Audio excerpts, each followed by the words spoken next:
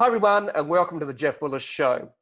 Today I have Danny Iny with me, and I met Danny about 7 years ago in Chicago at a mastermind event. And I've been wanting to record Danny for quite a while, and so this is a fireside chat to hear his story and how he got to start his business, Mirasee. But let me tell you first, before we start having a chat with Danny, about what Danny's claim to fame is and what makes him awesome. So Danny Iny is a leading voice in the world of online courses.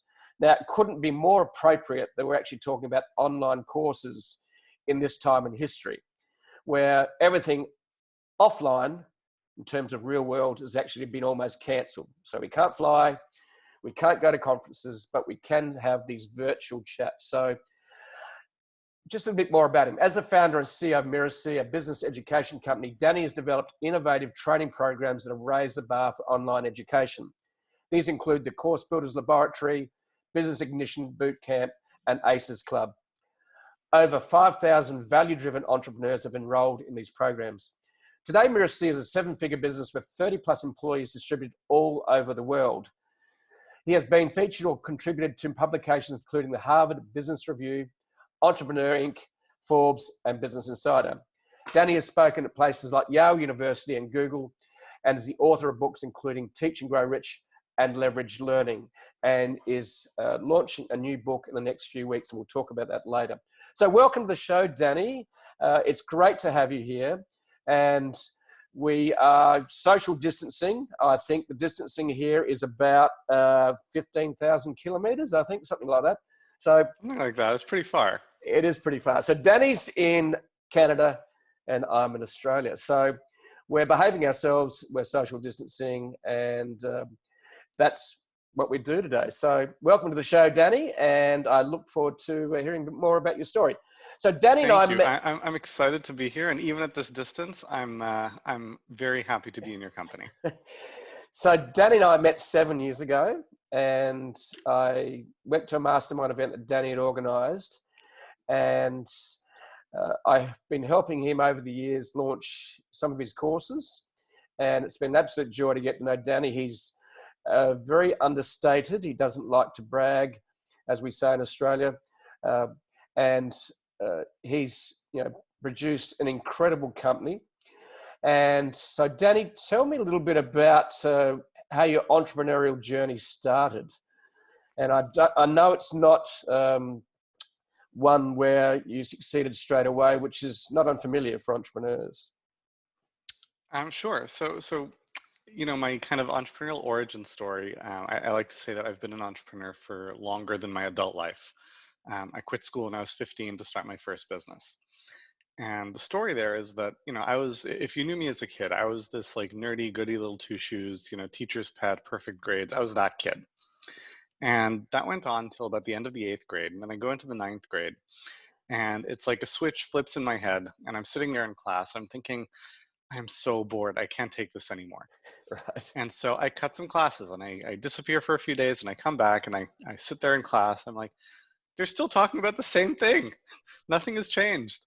And so I cut some more classes, and I'm not a person who does things halfway. I'm a bit of an extreme personality. So in that first trimester of the year, I missed 152 classes, and the number just went up from there. And this went on for about a year and a half. And a year and a half into this, I'm like cutting classes left and right. I'm more absent from school than present.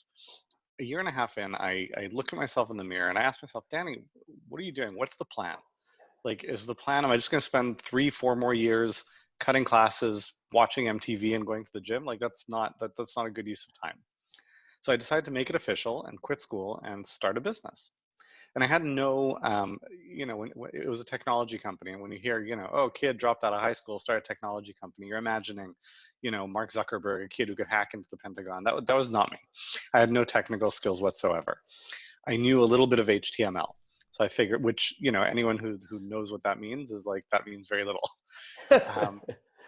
That was like, I know some HTML, maybe I'll build some websites. So I go door to door to all the shops in my town, and I go into the shop and I ask the person behind the counter, does your shop need a website? And I was naive and inexperienced to the point that I didn't realize that the clerk behind the counter is not the person who makes that decision. And so Right. this goes on for a couple of months and I never get anywhere, like, no traction, nothing. And a couple of months into this, I'm sitting at, I think it was a friend's house. We were playing one of these educational video games with his little sister who was like 7 years old. And we look at this game that she's playing, and my friend says, this is a pretty simple game. I'll bet you could build this. And I tell him, I'll bet I could. I don't know why. I had none of the skills to actually do it, but I'll bet I could. Right. It looks simple enough. How hard can it be? So I find the box for the game. I find the company information. I call them up, and I get a meeting with the CEO. And this is one of these things where, like, in hindsight, it's like, that's a big deal. How did I get a meeting with the CEO? But at the time, it didn't occur to me that it was a big deal. So I honestly don't remember. It was just like, of course, I got a meeting with the CEO. So I walk into this company, and I'm 15 and a half years old. I tell him, it's great to meet you. I have a business proposition for you. I think I can build the games that you sell. And I tell him my mom has a degree in psychology. I tell him I've conferred with the psychologist. And I've come to the conclusion that if you really want a game that helps kids learn, they should be playing and having fun and learning kind of in the background. They shouldn't be doing math exercises on the screen. And what he could have told me was, no kidding, I've been doing this for 10 years, get out of my office. But instead, he opens a drawer, he pulls out a document, he blows on it, a cloud of dust flies off it. And he says, this is a script that I wrote for a game 8 years ago. How about if you build it and we'll sell it? And I say, that sounds great. And he asks me, how are you going to build it? What are you going to build it in? And I had no technical skills, but I had a friend who knew Visual Basic. I thought maybe my friend would teach me. I'd heard about Visual Basic. So I tell him, I'll build it in Visual Basic. And he says, isn't that like reinventing the wheel? Why not build it in Director? And I tell him, look, if we're going to be working together, of course I have to adapt to your business practices. So I'll build it in Director. So we shake hands. I go home. I open up Google, which is like brand new at the time. And I type in, what is Director? And this was like my beginning to the world of entrepreneurship at 15. And I'm so grateful for the opportunity that this executive gave me.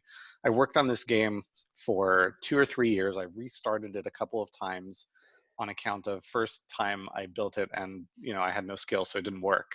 And, kept trying to like make it better. And it was years in, and I had kind of a working prototype, and I sit down to play and I'm like, you know what? This game sucks. The script is terrible. It was this like, this learning assignment project that he gave me. And I'm super grateful for the opportunity. This was my introduction to the business world. The game never saw the light of day, but I did do some contract work that they paid me for on other projects as I started to develop real technical skills. So those are the humble origins. So did you get paid during those 2 or 3 years while you were stumbling through Director? And I did. I didn't get paid to develop the game because it was a, royalties kind of deal. But, okay. as I was starting to build skills, they came to me and said, hey, we have this module for another game we're working on. Can you write code for this too? And they paid me for that, like, hourly. Right. Okay. So that's your first step into the entrepreneurial world. It's maybe not working out that well for you. So were you so were you still at school? No, I was not in school. I was out No. of school. Then And- I took a break from that because I was in the military. I lived in Israel at the time, so mandatory military service is, mandatory. yes. Yeah. Um, I got out of the military. I moved back to Montreal, which is where I'm originally from in Canada. And I wanted to build, I always wanted to build a game of my own. And so I set out to do that. It was going to be a game that teaches kids how to read. And I was very excited about this. And I wrote a business plan and I got other people excited and I raised money from friends and family and other sources. And we built a prototype and the experts loved it and the kids loved it. And this was my first attempt at like a big startup kind of thing. Mm-hmm. This was, I guess, 2007. And it was all going great. The experts loved it. The kids loved it. The only people who didn't love it or even understand what I was trying to do were the parents and the teachers, who were the actual customers. Right. And this was a valuable lesson for me as an entrepreneur. And by the time I figured, we were bleeding money, I was learning how to lead, I was learning how to manage, I was learning how to market, I was learning everything as I was doing this. And by the time I figured it out, I rewrote the business plan. I was like, okay, here's what we need to do. I shopped it around. I won awards. It's like, this is so brilliant, so innovative. Okay, it's time to raise money to fund this pivot. And I hit the pavement, start raising money from investors at the end of August of 2008. And of course, in September of 2008, the markets crashed. Mm-hmm. And, you know, it was like game over. There's no money to be had. So this business that I was building, it turned into this giant crater. And, you know, anyone who's listening to this, who's had a business implode on them, they know that, yes, it's financially challenging. I mean, my investors were friends and family. I wasn't comfortable with them losing all their money. So I took the losses on personally.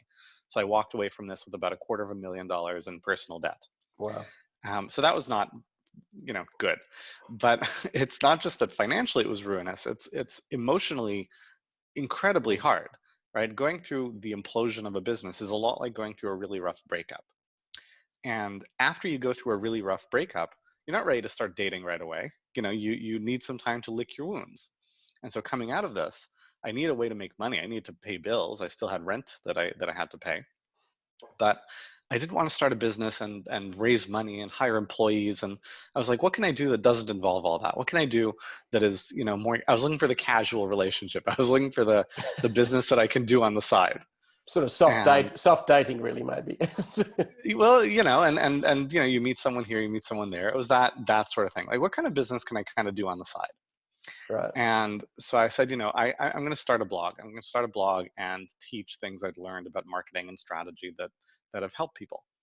Um, and you know, I figured I don't need to hire employees. I don't need to raise money. I can just do this. And it kind of struck the right chord in the market. It was a message that came out of hard-won experience, and it was a voice Mm-hmm. that it seemed the market was hungry for at that moment in time. And it just kind of took off. You know, the audience grew, and people started coming to me, and business was booming, and I started hiring people. And here we are, you know, 10 years later, and you know, I have a couple dozen employees, and we do millions and millions of dollars in revenue, and we serve thousands of students. And you know, sometimes the rebound is the one. Right. So that original business, was that called Firepole Marketing? Yep. Yeah, I think, and part of it was you did a very clever content strategy where you got individual people around the world that were supposedly influencers to write a chapter, I think, for you for a book. Is that correct from memory? Yeah, well, so there's a bit more to the backstory. So Yep. I spent the first year of building this business, Firepole Marketing. We eventually rebranded to Mirasee on account of Firepole Marketing was a really bad name. Um, but you know, it did well enough while we were starting. But I got a lot of my early exposure writing guest posts on major blogs. So I'd find a major blog, I would figure out what seemed to work in terms of the content they published, their audience liked. I would pitch a really good post to them. They would say, sure, send me a post, send me a draft. So I would write a draft, it would get published, and I would kind of lather, rinse, repeat. And I did that about 80 times in the course of 9 months. Mm-hmm. And in doing that, I got a little bit of exposure. I built a bit of a following, but also very importantly, I started to develop a working relationship with the people who ran all these blogs. And I had this idea, I want to take things to the next level. And whenever you do something, my belief is that if you're going to do something, you want to really over deliver. I learned this lesson in the context of gifting from my friend John Ruhlin, who wrote the book Giftology. Mm-hmm. He says, you know, if you're, we've all been to events where you get like a ton of like, you know, cheap corporate swag. It's like, you know, the mugs and the t-shirts and the pens that have the logo on, and everything goes in the trash when you get home. And he said, if you want to avoid that, right, you want to think differently about your budget. The way people usually think about what they're doing is that, you know, if I have a $10 budget to give a gift, they think, what can I get for $10? He says, what you should do is ask yourself, what can you usually get for $2, but get like the best version of that you can find in the world. Right, so we do that. Like case in point, for those people who are watching video, at all of our events, we give away Mirasee pens. Now, this is the pen. This is like the nicest pen you're going to get. These pens cost us, you know, a lot of money relative to a pen, but they make an impression. So if you're going to do something, go above and beyond. Do it really well. Mm-hmm. And at the time, there was this traffic strategy, which was kind of a hack that people were doing, which was they were doing these roundup posts. Right, I want to break onto the scene. I want a lot of people to notice me. So I'm going to go to a couple dozen influencers and I'll say, I'm writing a roundup post about blah, blah, blah, whatever the topic is. And I'm going to ask them 3 questions and they'll write me like half a paragraph because they don't want to be rude. And I'll create a post where I have, you know, half a paragraph from 24 influencers and they're all linked, and I'll put it live, and then I'll email them all and I'll say, look, it went live, and they want to be polite and they see it and it's, oh, that's interesting. So they tweet it and you get a little bit of exposure. Mm-hmm. So I thought to myself, how can I do that, but like, you know, 100 times better? So I went through my network and I looked at who are the most impressive, influential people that I know. And that's going to be a short list for anyone, right? So in my case, the people at the top of the list were Guy Kawasaki, who I had written about his book when it came out. We developed a bit of a relationship. I did an interview with him. They were Brian Clark at Copyblogger, who I'd written some really successful posts for, and Mitch Joel of 6 Pixels of Separation. So these were probably the 3 most influential people that I knew. And I reached out to them. I said, hey, I'm putting this book together. It would really mean a lot to me to have your contribution. Can I interview you for 45 minutes? And I'll write a chapter based on the interview, and you can tell me if you like it, and you can tweak it however you want. And they were very gracious, and they agreed. And those were kind of the anchor contributors to the book. And then I went to a lot of other influencers, yourself included. And so, you know, I had this great lesson I learned from a mentor, and he told me, you know, you've got to think about boxing in your weight class. What that means is that, you know, when Brian Clark and Mitch Joel and Guy Kawasaki contribute to the book, that's great. They're doing me a favor, right? They're not going to want to spread the word. They're not going to promote the book. They did me a favor by putting their name on it, and that's wonderful. And they gave great content, and I'm grateful for that. But then I shopped around a lot of influencers who are kind of like a rung down from Brian Clark and Guy Kawasaki, and kind of closer to the weight class that I was in. And I said, hey, I'm putting this book together. Do you want to write a chapter for it? Do you want to be in a book with Brian Clark and Guy Kawasaki? And lots of people were like, hell yeah, I would love to do that.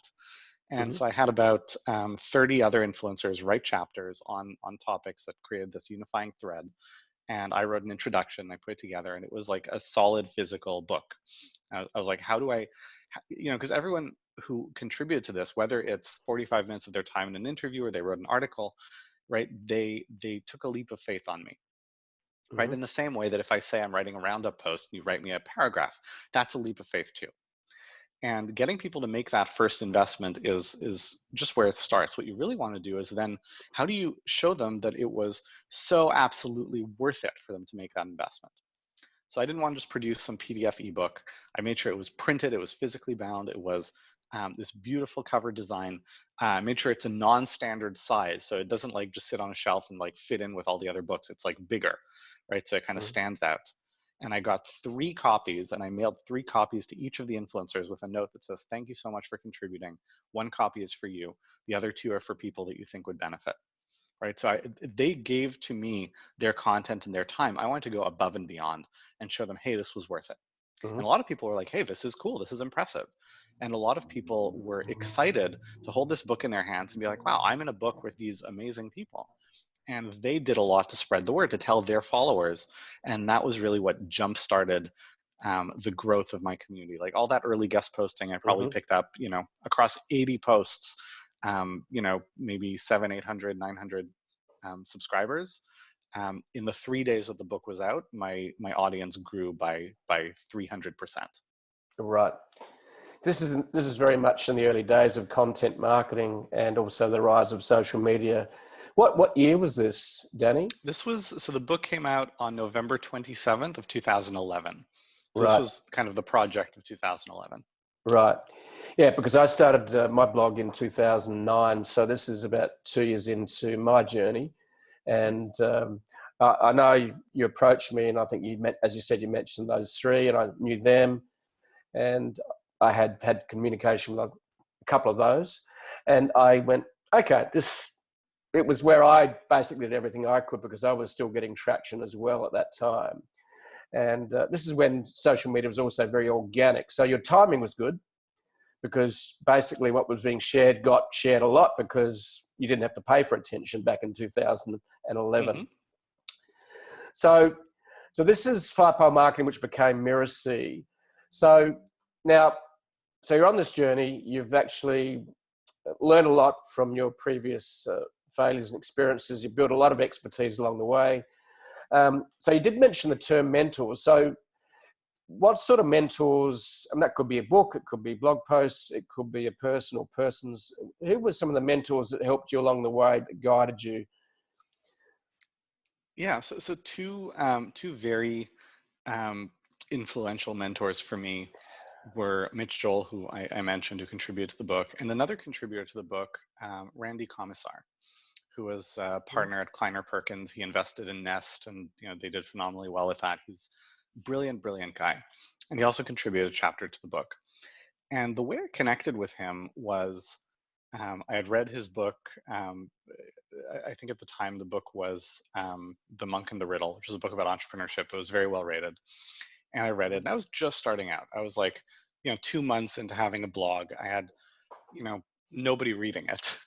But I reached out to him. I made a short list of authors that I really liked their stuff, and I found their contact information online. I emailed them and I said, I'd like to interview you for my blog. Mm-hmm. And for a reason that I don't know what it was, he was like, yeah, sure, let's do it. So we set up a call. We talked for an hour. I interviewed him. And I did go above and beyond to over prepare for that interview. I spent hours and hours reading his book and thinking about questions. And we had a good conversation. I published that interview, which probably, 2 people listened to. Okay. But I don't think he was looking for me to make an impression in terms of breaking the doors down with how many people listened to it. But I do think I made an impression in terms of asking interesting questions, in terms of doing my homework on the conversation. Mm-hmm. And so then, I invited him to contribute to the book, and he very graciously did. And his work has been very influential to me. And so over the years, whenever I'm in California, I'll reach out and I'll say, hey, do you have some time? And, if he does, then we'll meet for lunch. And so I've had the privilege of sitting down with him for lunch. I mean, probably half a dozen times over the last 10 years. So it's not a huge number of times. But these conversations have always been very impactful and very influential. And I'll share a very specific thing that I took away from one of those conversations. Mm-hmm. So, I went down to his office. This is Kleiner Perkins on Sand Hill Road, this, giant venture capital firm, beautiful, beautiful building. We get some lunch at their kind of main conference room. We take our food to sit in his office, to sit and eat and talk. We get to his office, and I notice that he has this giant desk with nothing on it. Like not a paper, not a computer, not a pen, nothing on the desk. The office is just Spartan in terms of how clear it is. There's one little bookshelf with a bunch of books, including mine that he contributed to, which was very flattering to me. Mm-hmm. But the office was completely clear, and it was clear to the point where it almost looked like did you just move into the office, right? So I asked him, I noticed there's like nothing on the desk. Are you just coming back from a trip or something? And he said something that really stuck with me. He said, I realized early on in my career that the trajectory of my career and the impact that I would have would be less a function of the volume of work I did and more a function of the quality of decisions I made. Mm-hmm. And so I've been careful to eliminate and remove anything that might distract me from the most important decisions I have to make. And I thought that was just so insightful.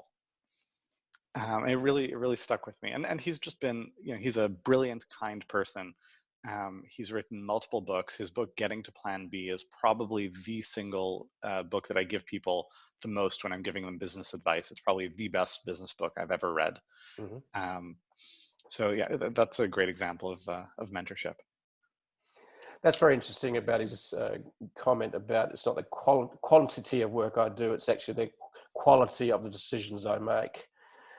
And that's very interesting. So that leads us a little bit into, so Mirasee is doing very well. We've got 30 plus employees today. You've developed an online company. We'll get a little bit more into what you're doing there in a minute, but I want to touch on a little bit about your routine. Now you have a young family, a successful company, and you're looking very fit. So tell me a little bit about your daily routine and how you organize your day. Because a lot of people are going, okay, busyness is like this badge of honor that I've watched over the years. And I've watched, it's like I'm busy, so I'm important, or I'm busy, so I'm doing good stuff. And what you've just told me about your mentor is a little bit of a different angle on that. So tell me a little bit about your routine if you're open to sharing that. Yeah, of course. So I'm a morning person. I've always been a morning person, but since having kids, I've become much more of a morning person. Mm-hmm. I've learned about myself. Having kids is like the ultimate personal development journey. Like it challenges everything you think you know about yourself. And I realized I need a fair amount of personal space. I need a fair amount of like personal time. Right. And I can't do it where like I start my day and I open my eyes and the first thing I see is somebody who wants something from me, right? Like I need some time to myself first. So I've started getting up very early. I'm typically up between 4 and 5 in the morning. Um, I'll get up, I'll shower, I'll do my morning routine kind of thing. Um, and my routine is slightly adjusted, but typically I would go for a walk and go to Starbucks. So Starbucks opens at 6 a.m. during the week where I live. So I would leave the house at like 4 to 6. And so that kind of sets my timeline. So I'm usually up before that. I'll do a pass through email. I'll clear like stuff that is not Yep. like I want to, I don't like having a lot of things kind of pending on my mind. So the best kind of days are days when, I stay on top of email more or less during the day, but like, before I leave for Starbucks, I leave the house at 5:45. My inbox is empty. So I'm like, I know there's not other things for me to think about. I can just focus on the task of the day. So I take a walk to Starbucks, get a tea and a bagel. I go for a long walk. I'm usually walking for about an hour, listening to a podcast or an audiobook. I get home and I get home around 6:45, and that's when my kids and my wife are starting to wake up. So the next hour and a half is helping people get up and have breakfast and, Hmm. get to daycare or whatever the rhythm is. Of course, in this era of social distancing, I'm not going to Starbucks. I'm just taking my tea from home and walking, but it's basically similar. Okay. Um, and my kids are not going to daycare, but still same morning routine. And then I'll settle back into work. And so my work day is typically 8:30 to 4 o'clock in the afternoon. And for me, that's a hard stop because when my kids were at daycare, that's when I go to pick them up from daycare. From then on, it's family time. So Hmm. it doesn't matter what it is after that. Can you join this mastermind? Can I interview you on my, million people audience? Like, nope. After 4 o'clock, it's family time. Right. So 8:30 a.m. to 4 o'clock is my day. Um, I had a very interesting experience at a conference years ago. I was in the Philippines of all places, and I was talking to someone. We were just having this offhand conversation, and he asked me, is there a time of the day when you're most productive? And I tell him, yeah, I typically get like 80% of my work done before lunch. And like I just paused for a moment. That like the weight of what I said hits me like a ton of bricks because my next thought is like, why in the hell do I keep working after lunch? Hmm. So I've learned to be very mindful of my own energy rhythms and when I'm effective. And for me, my peak times are kind of 8:30 in the morning until noon. Hmm. And so I'm usually very diligent about no meetings during that window. That's my time for deep work. If I'm writing copy, if I'm developing strategy, if I'm thinking, etc. And then the afternoon is when I'll have meetings. I'll meet with my team. I'll do podcast interviews. I'll have, whatever connection time I need for other things I'm doing. That's kind of my work rhythm. Hmm. And I'm very mindful of my energy levels. So, if I'm taking on a task and I'm like, this is just, I'm like, like wading through molasses, it's not moving, right? I try to be mindful of that and ask myself, well, why? Why is it moving so slowly? Am I just not focused? Am I tired? Am I, and I'll wait for those circumstances to be better. So it's very common for me to say, you know what, I'm going for a walk. I'll just go for a walk 30, 45 minutes to clear my head, to think, to listen to a podcast. Like I walk, I probably walk an average of like 2 to 4 hours a day. Wow. Um, because a lot of my job involves thinking and making good decisions. So I Hmm. don't need to be at my desk. I need the movement and the space and the stimuli for that to be done well. Um, I don't exercise as much as I'd like. That's been a challenge. I don't count walking as exercising. Walking is Hmm. moving, it's thinking, it's healthy, but it's not. I'm not going to have the physique or fitness of a superhero from walking a lot. No. Um, and that's been a bit of a struggle. Like I want to get back to that. I used to be in much better shape. Um, and it's a priority, but it's kind of less of a priority than my overall health, and it's less of a priority than my family, and it's less of a priority than my business. So it's kind of like squeezed in between everything else. But Hmm. that's kind of my rhythm. And then four and onwards, I'm hanging out with my family. We'll go for a walk, or we'll make dinner, or we'll hang out. We like to watch TV or movies after dinner. We'll read a couple of books before the kids go to bed, and then I'll hang out with my wife and read a book before falling asleep. That's kind of my rhythm. Right. It's quite fascinating to hear different people's routines, and uh, it's for me. It's also very important to actually balance life. We think that work is everything. Some people think that's the only thing, but there's much more to life than just being incredibly busy. And it seems like you've worked out a really good balance to make sure that you're keeping healthy, you're maintaining the family relationships and looking after the family, and also looking after the business and making quality decisions. So it's very interesting how your mentor has helped you think about that. And I haven't heard that before, which so it's really a great perspective that I think is very refreshing. Now, I think the thing I'm curious about, and listeners would be too, is let's look a little bit closer at the early days of Firepole Marketing / now Mirasee. How did you grow the business? How did you scale Mirasee? Through relationships and referrals. And there's nuance to that, but everything came down to that. So, I shared with you and with our listeners the strategy of, I did all this guest posting and people found my work, and, so my content was published on different blogs, and that's like endorsed content, right? If I'm on, Copyblogger, there's an implicit endorsement from Copyblogger. Copyblogger readers are being told, hey, you should read what this person's saying, and some of them follow back. And then I leverage those relationships to connect with more influencers who I built relationships with, and then they contribute to my book, or we then went on and did collaborative promotions. Like you've supported some of our launches, right? You tell the people whose trust you've worked hard to earn, hey, check out Danny, he's legit, his stuff is good. That's right. That's really been the engine of our business. And there are different like tactics, different elements, but fundamentally, connecting with people, over delivering on an experience, and creating an opportunity for them to tell the people who listen to them that they should check out what we're doing, and lather, rinse, repeat. Like that's how we went from $0 to many millions of dollars. Right. So along the way, obviously, being an entrepreneur is still not a bed of roses. It can be really tough, and you experienced that early on. So what are some of the biggest challenges you've struck with Mirasee in the last, since you started? I know you had the problems we stated right at the beginning as you were navigating your way to being an entrepreneur. So what are a couple of the biggest challenges you've found over the years growing Mirasee and also running it, finding the right people? Sure. Yep. Well, I mean, the challenges are innumerable. There's so many, right? Like it's always a little bit frustrating to me when you hear someone who's achieved, spectacular success, and they talk about their challenges in the early days, and it kind of is meant to like it kind of implies that they had all these challenges, but they figured it all out, and it's been smooth sailing for the last decade. It's like no, that's not how it works. No. I mean, I'll share with you an anecdote. So this is going back just a couple of years. This was when was this? Like January of 2017, I think. So I had a book coming out. This was the second edition of my book, Teach and Grow Rich, at the time. And we were doing a big launch on the back end of that to like enroll lots of people into our Course Builders Laboratory.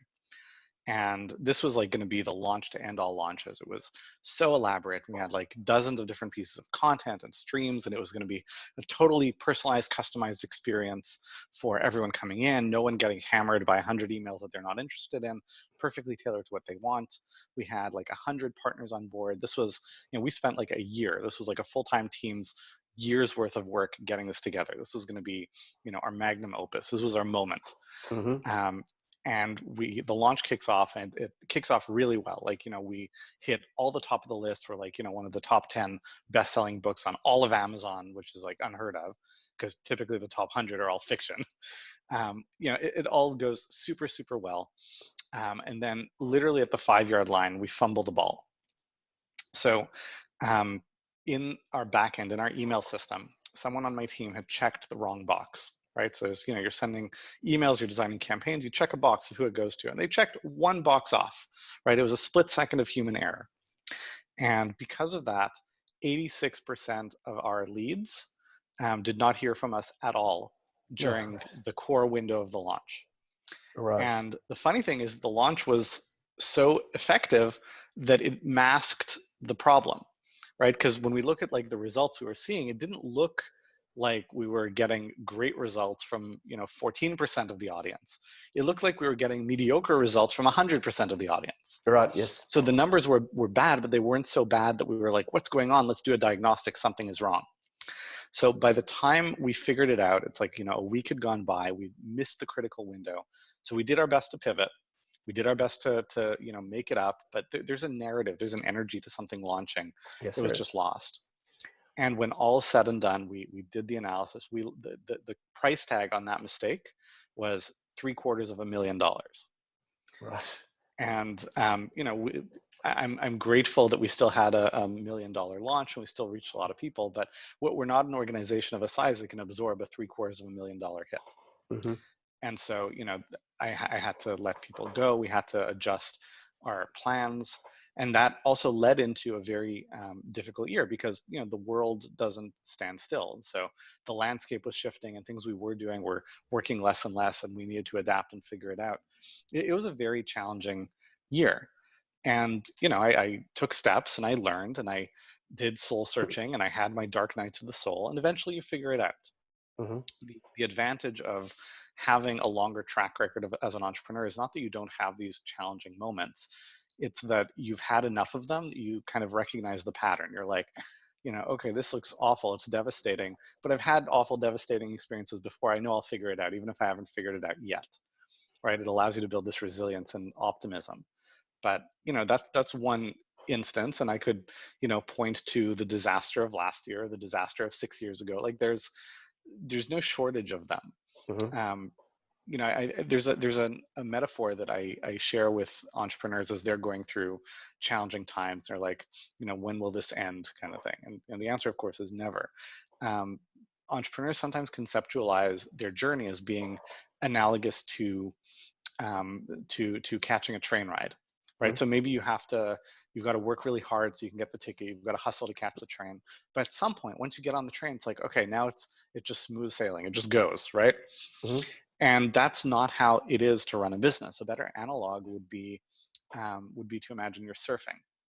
So there's no situation where you're surfing on the water and you're just like, what, that's it, I'm done, I've got this, I'm just going to take a nap on the surfboard. You can't do that. Mm-hmm.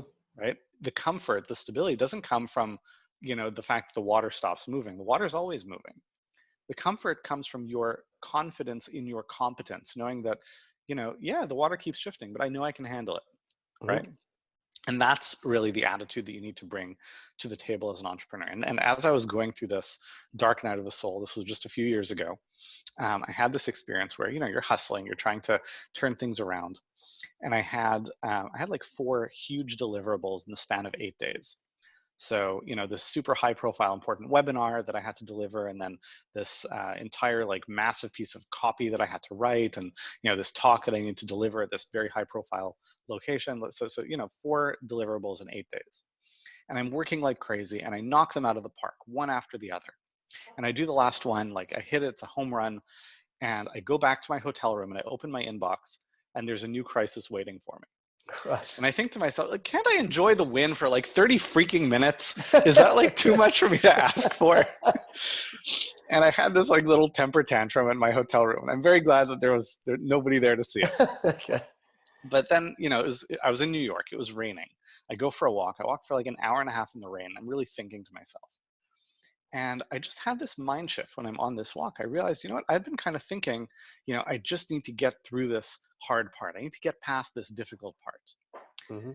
And I realized that, this is my job, right? And I changed my perspective. Instead of being like, I just want to get past this hard part, I changed it to, I really hope I don't get past this hard part before I learn to navigate it with stoicism and grace. Mm-hmm. Because that is my job as an entrepreneur. And that shift away from when will this be over and towards what is the lesson in this, Mm-hmm. that shift is what makes you, in the long run, a successful entrepreneur. So it's about learning from your tough times and not wishing for tough times not to be there. But basically, it's okay. Life is going to be tough. It's the human condition, as we often hear about in Stoicism. Mm-hmm. And it's what you learn from it. And wishing the outside to match your inside is just not going to cut it. Yeah, I mean, So, Jim Rohn said very wisely, don't wish it was easier, wish you were better. yeah. Right? So that's the shift. Stop wishing it was easier, start wishing and working to be better. Yes, And I've just finished reading a book by Michael Singer called Untethered Soul, which It's a great book. it is a great book, and one of the best perspectives I've seen in terms of how to live a life of freedom. It really is, I think, the best book I've read in the last 10 or 12 years.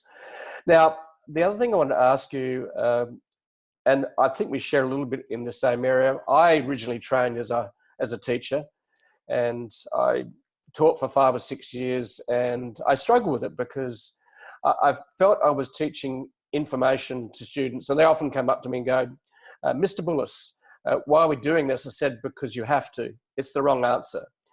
And you obviously were frustrated because you left school at 15 and a half. But there was another education experience you had, and when you did an MBA. Can you tell me more about that? And I think that sort of underlies a bit of what you do with online education today, in that you're about helping to reinvent education. I know you feel very strongly about this. So tell me a little bit about the MBA, and then what drove you to actually then evolve Mirasee to what it is today. Yeah, absolutely. Thank you for asking. So I did, as I shared earlier, I dropped out of high school, and I, had this experience, and I tried to build a business, and it fell apart, and all this debt. And when you're in this moment of soul searching, it's when you're looking for an anchor, for something stable. And I thought to myself, maybe I should just go back to school. A lot of people in their darkest hours kind of try to hide out in academia, I think. And so I found what were the top 10 best business schools in Canada, and I applied, and I got into one of these programs, several of them. I chose one of them that I went to. Um, so I went through this program. I came out of it. I have an MBA. So my two academic certifications are an elementary school diploma and an MBA. Okay. I have nothing in between. So I went through this program. I spent a lot of money, and it was a very disillusioning experience. I joke when I spoke at Google, if you excuse me, if people listening to this search online, you can find, go to YouTube, search Danny Iny talk at Google, right? I gave a talk where I shared a lot about this experience and lessons learned and that kind of stuff. But the brochures talk about how it was going to open doors and create opportunities, and I would be meeting all the future leaders of tomorrow. Right. In my experience, I was learning from, in some cases, great professors, in many cases, people who are there because they have tenure rather than teaching ability. I was learning things that had very little to do with the real world of business outside of banks or insurance companies. And the people I was networking with and connecting with were the middle managers of today. Right. It was not a very valuable experience. It was probably the worst investment of time and money I made in my life.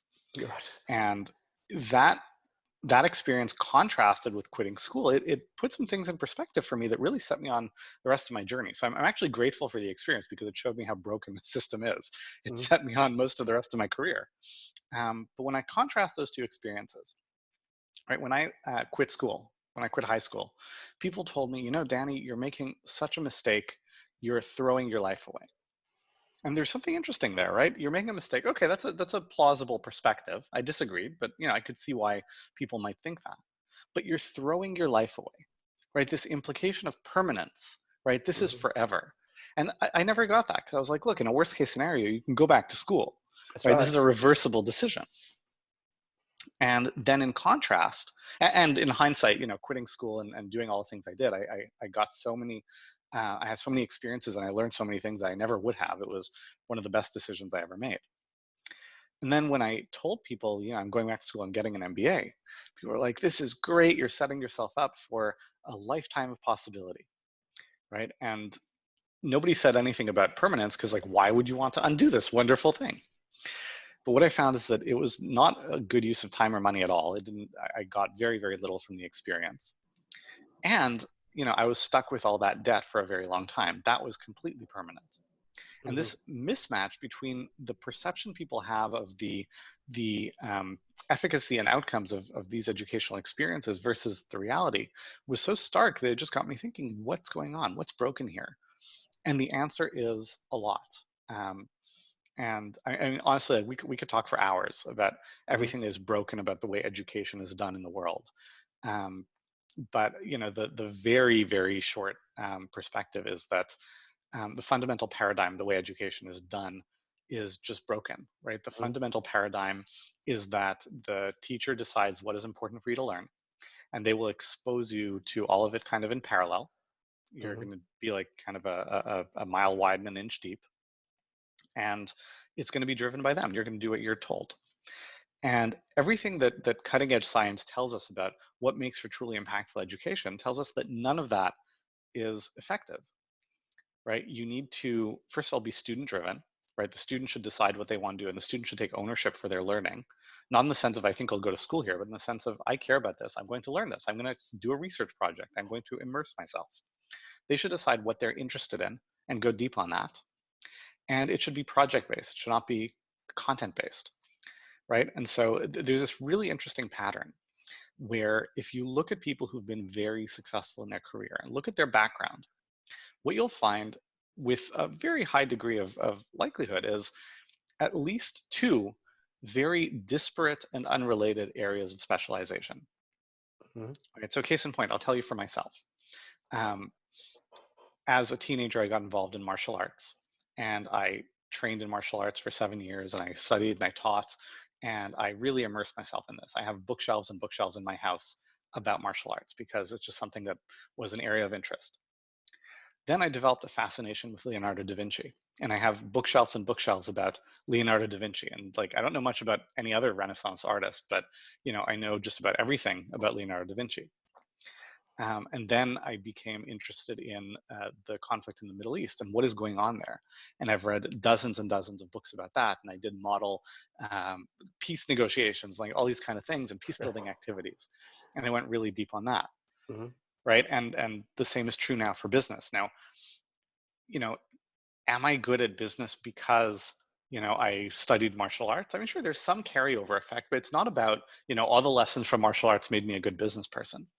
But all the skills I developed in learning how to go deep on something made me capable in being self-directed and going deep on something else. Mm-hmm. And you see these patterns really often, right? You see this person who is, rocking their job as a developer and as a programmer, who was also, a nationally ranked Halo player, and also played competitive tennis for 10 years, right? Like completely unrelated things. So I mean, this is like, I'm actually starting to write a book about this. This is like this could be a very long conversation, but fundamentally the way higher education is done, and education generally, it's so broken and out of step with what we know helps people succeed today. I mean, it's very well designed for what it was designed for, which is producing factory workers in the late 1800s. Mm-hmm. But the world has changed since then.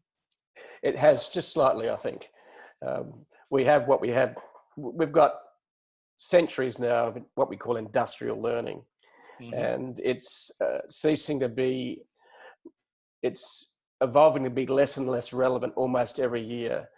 And I remember even watching like universities trying to catch up with digital marketing, for example, and social media marketing. They're still trying to catch up. Um, and the challenge for me when I looked at the curriculum as a high school teacher and got asked questions by my students, I realized that most of the professors that were imposing the year 12 curriculum had never left school. Hmm.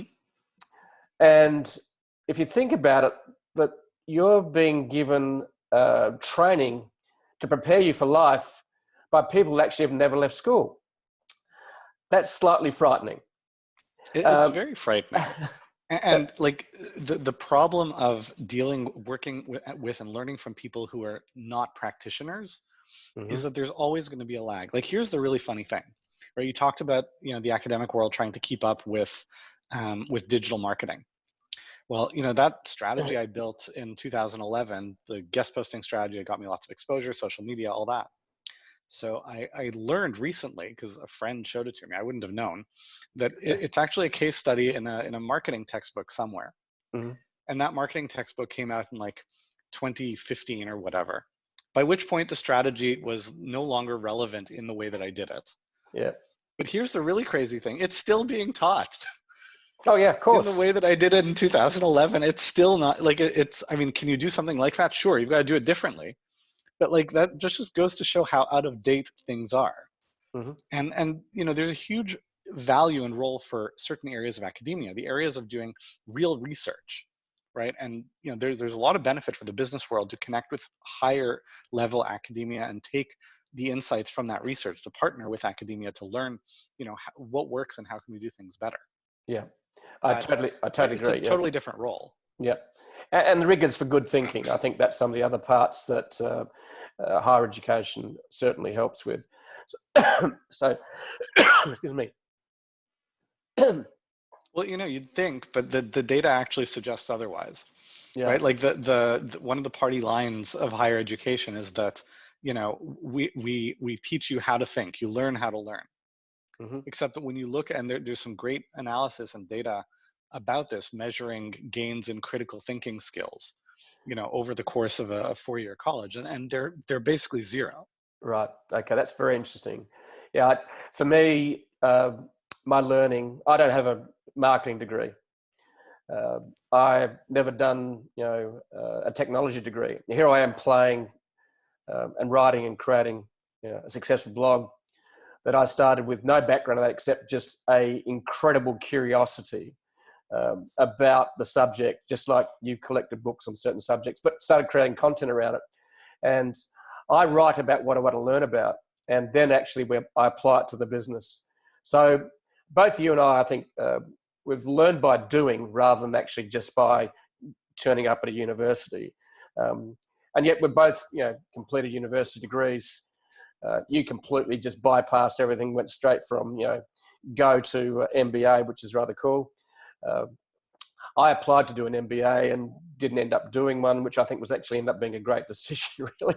So, uh, so today, Mirasee is running these online courses, which obviously would be the underlying ethos is about what you've learned along the way about education in 2020. Mm-hmm.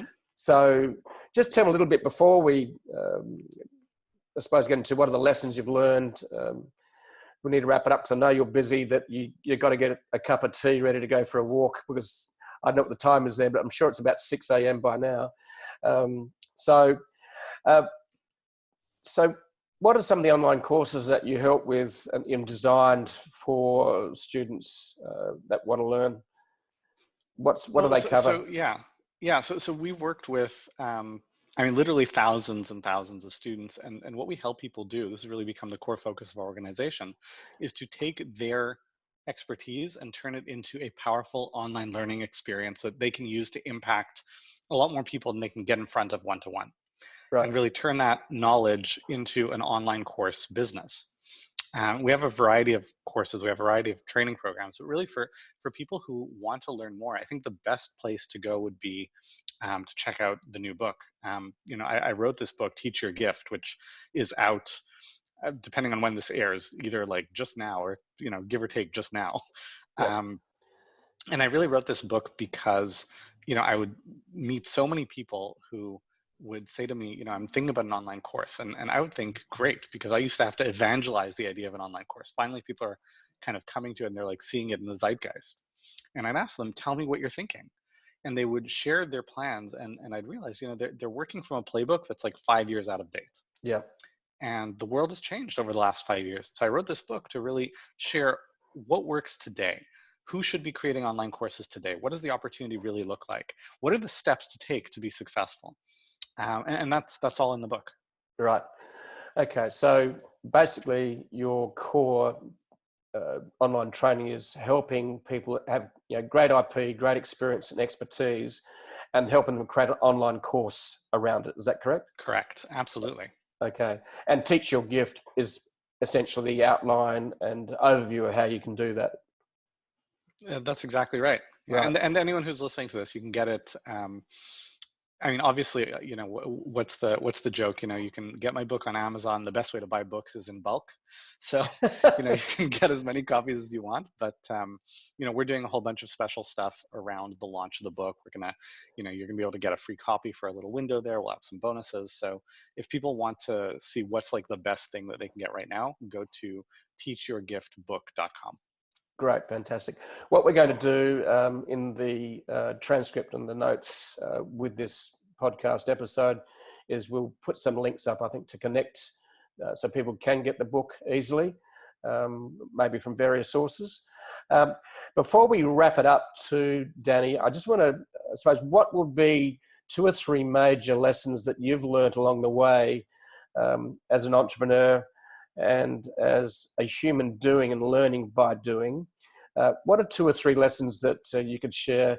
Because you obviously, on this journey of learning and doing, you've gone through tough times. You've gone to the cave and you've come back and say, okay, so what are 2 or 3 things you can share with the listeners about that they can take away and maybe apply to the business, whether they're going to start one or whether they're actually wanting to grow one?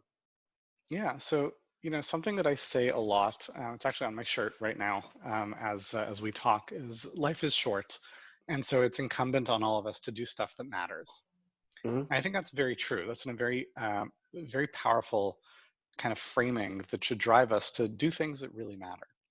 Mm-hmm. But that said, there's also a dimension to this, which is that life is actually long. Something I've learned, this book, Teach Your Gift, is like my, I don't know, 11th or 12th book or something. So it's been a while that I've been writing books. And something I've noticed, I've seen this in a lot of authors, but certainly I experienced it myself, is that whenever you work on something big, Mm-hmm. right? You work on something that's a big thing that you're putting out into the world, and the book certainly qualifies, but a product that you're launching or, any big thing that you're doing, there's a tendency to become very monolithic in your thinking, right? It's not, this is my next book. This is the book. This is the book that will, it's my magnum opus. It's the thing that will hopefully change the world. It is my mark on the universe. And it's very understandable. But, while life is short, life is also long. And no one thing that you're doing is probably going to be like the one thing of everything. And so, just adopting this perspective that, it's not about this one home run. It's about a series of good hits. That's what makes life meaningful. That's what leads to good achievement and good outcomes. So, setbacks are going to happen, and that's okay. One of the things I like to say is that failure is only failure if it happens in the last chapter. Otherwise, it's just a plot twist, right? And that's what makes the story interesting. Mm-hmm. So, there's always going to be challenges. There's always going to be setbacks, and that's great. Those are opportunities for learning, and that's how the next item in the series of whatever you're doing will get better. So I guess what I would encourage people to think is kind of holding that balance between life is short, so they should do stuff that matters, but life is also long, and they have a lot of chances to make things right as long as they keep trying. Yeah. What I love, you're actually mentioning essentially you're playing a long game and you're creating content of consequence that actually over time builds and builds and builds until you've got a body of work that has made a difference in all sorts of ways. And I just like to thank you, Danny, for sharing your story and your journey. And I've been looking forward to sharing your journey and story with everyone, because I think there's so many lessons that we actually only have just skimmed across the surface, really. And maybe we can come and revisit a little bit more about education. I think that would be actually really fun to do, is to maybe do a deeper dive down the track about maybe the evolution of education and where it is going and where it should be going. I think there's maybe what we could touch on, maybe in a future podcast. So thank you, Danny, for sharing your time. It's been an absolute honor to have you on the show. And I look forward to catching up in real life when things have settled down a little bit and we can shake hands and maybe even hug. That would be really cool. So thank you very much, Danny. Jeff, thank you for having me. It has been a privilege. It will be a privilege anytime you'd like to do this again.